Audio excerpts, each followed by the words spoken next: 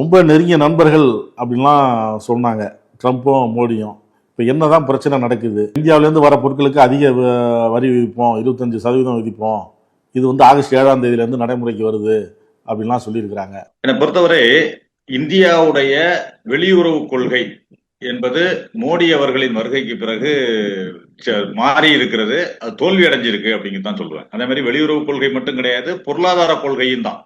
பொருளாதார கொள்கையும் மாறி இருக்கிறது, தோல்வி அடைந்திருக்கிறது. அதாவது உள்நாட்டில் பொருளாதார கொள்கையும் வெளிநாட்டில் வெளியுறவு கொள்கையும் தோல்வி அடைந்திருக்கிறது அப்படின்னு தான் சொல்லுவேன்.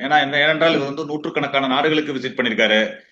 26 நாடுகள்ல உயரிய விருது பெற்றிருக்காருன்னு சொல்றாங்க. 17 நாடுகளோட பாராளுமன்றத்துல பேசியிருக்காருன்னு சொல்றாங்க. ஆனா இந்தியா பாராளுமன்றத்துல என்ன பேசுனீங்க அப்படின்னு கேட்டா பெரிய கேள்விக்குறி. அதே மாதிரி இந்தியாவிற்காக என்ன 100 நாடுகளுக்கு சென்று என்ன கொண்டு வந்தீர்கள் என்று கேட்டால் அதுவும் பெரிய கேள்விக்குறி. ஏனென்றால் இந்தியா பாகிஸ்தானுக்கு இடையில் நடந்த போரின் பொழுது போர் நடந்து கொண்டிருக்கும் பொழுதே இதுல இருந்து IMFல இருந்து லோன் வாங்குறாங்க பாகிஸ்தான். எந்த நாடும் நமக்கு சப்போர்ட் பண்ணல, அதற்கு எதிர்ப்பு தெரிவிக்கல. அது மட்டுமல்ல, இந்தியா பாகிஸ்தான் போறப்ப பாகிஸ்தானை எந்த நாடும் கண்டிக்கவில்லை அப்படிங்கிறதையும் நம்ம பார்த்தோம்.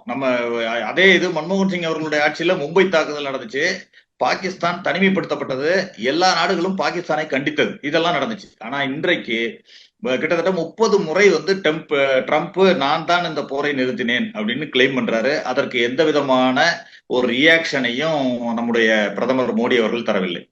ஏனென்றால் இல்ல அவரு ஜெய்சங்கர் பாராளுமன்றத்தில் சொல்லியிருக்கிறாரு, மத்தவங்க எல்லாம் சொல்லியிருக்கிறாங்களே. இல்ல இதுல வந்து எந்த நாட்டின் தலையீடும் இல்லைன்னு பொதுவாக தெரிவிக்கப்பட்டதே தவிர ட்ரம்போட கிளைமுக்கு யாராவது பர்டிகுலரா பதில் சொன்னாங்களா அப்படின்னு கேட்டா இல்ல.